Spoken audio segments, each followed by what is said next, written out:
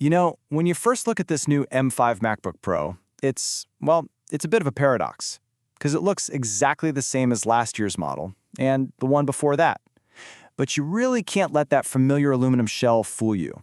The biggest changes in years are happening under the hood, and they make this one of the most important upgrades Apple has ever pushed out.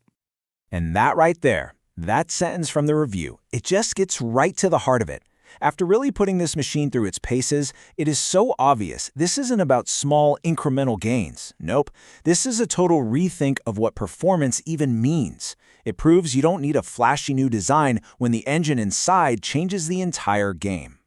And yeah, it is literally the same design, the same rock-solid chassis, the same notch on the display, the same port layout. We know this machine inside and out. And honestly, that feeling of familiarity is exactly what makes the massive jump in what it can do so incredibly shocking. Right. That's the million-dollar question, isn't it? And that's what we're about to dig into. We're going to peel back that unibody shell and take a look at the crazy new silicon, the subtle but brilliant new screen options, and the quality of life fixes that finally make this thing a true, no-compromise tool for pros. Okay, so let's start with the hardware, the stuff you can actually see and touch. Now, Apple decided not to reinvent the wheel with the design, and you know what? That's not a weakness at all. In a lot of ways, it's one of this machine's greatest strengths. This MacBook Pro is just so incredibly well built. The aluminum unibody has absolutely zero flex, and that perfectly balanced one-finger hinge, it's still just a little piece of engineering magic. This year, they even improved the seal on the space black finish, so it's way more resistant to fingerprints. It's just smart, clean design that works. Period. Okay, but it's not all perfect. Let's talk about one thing that's kind of annoying. The ports. The base M5 model still comes with Thunderbolt 4, while only the M5 Pro and Max models get the upgrade to the much faster Thunderbolt 5.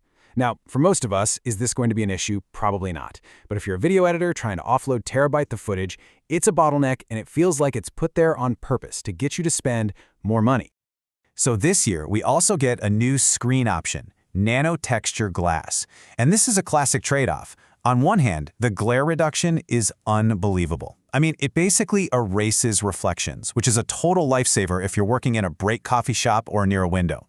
But the trade-off is that it does soften the contrast just a little bit. That pop isn't quite there. So if your work is super color critical, like photo editing or video grading, you're probably still better off with the standard glossy screen. All right, the outside is great, we get it. But the real story, the revolution, is what's on the inside. So let's get to the heart of this machine, the M5 chip. This is where Apple put all its time and energy, and it's what completely redefines what this laptop can do. Check this out, a Geekbench single-core score of over 4,200. That is just insane. But benchmarks are just numbers on a screen. What does that actually feel like when you're using it? Well, it feels like pure, effortless speed in everything you do. It all comes down to what we're calling the snappiness factor. The M5 chip is so efficient that the latency, that tiny delay between when you click something and when it happens, is practically gone. Apps don't open anymore, they just appear. It makes the whole system feel alive, like it's anticipating your next move, and it often feels faster than even super high-end desktop PCs for just day-to-day stuff. In this slide, right here, this shows you exactly what that raw speed means for actual, modern workflows that use AI. We ran Adobe Lightroom's Denoise feature on a big raw photo. On an M1 Pro, it took about 35 seconds. On this new M5, just 9 seconds.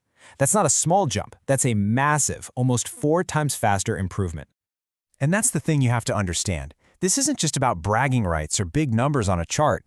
If you're a professional photographer who has to process thousands of photos after a shoot, a speed boost like this literally buys you hours of your life back, every single week.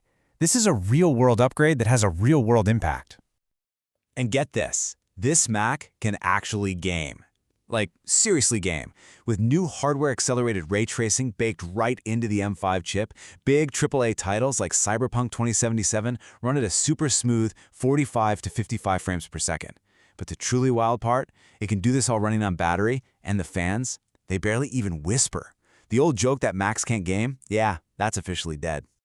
But the M5 is about more than just raw speed. It also goes on the attack against two of the biggest headaches every laptop user deals with. That constant fear of your battery dying and the frustration of running out of memory. This is where the M5 stops being just powerful and starts being a real problem solver. And no, this isn't some made-up number from a lab. This is 18 hours from a real-world Workday test, compiling code, dozens of browser tabs open, video calls, streaming some video, 18 hours on one charge. This isn't just an improvement, it's the end of battery anxiety. You can actually leave your charger at home and not panic.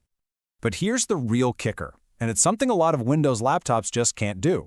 The M5 gives you its full unthrottled performance whether it's plugged into the wall or running on its battery.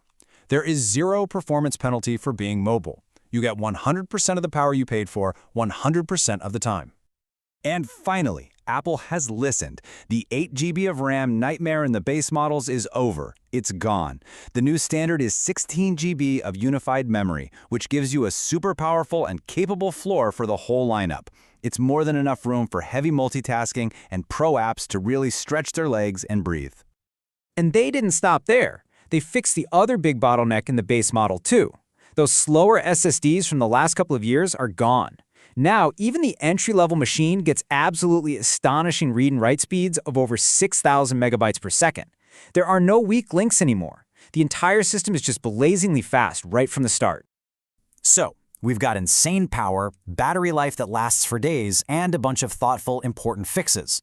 But the final question is the big one. With all these powerful changes hiding inside that same old design, is this the right machine for you? Honestly, the recommendation here is actually pretty simple. If you are on any Intel-based Mac or even a base model M1 machine, just do it. It's a no-brainer. The leap in performance, efficiency, and just the overall quality of life is going to blow you away. Now, if you're already on a pretty powerful M3 or M4 Pro machine, you can probably wait. The M5 is definitely better, but the jump might not be big enough to justify another purchase so soon.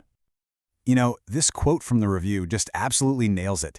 This machine doesn't waste any time on gimmicks or flashy changes. It is just laser-focused on what really matters, delivering unbelievable speed, efficiency, and reliability that actually changes how you get your work done.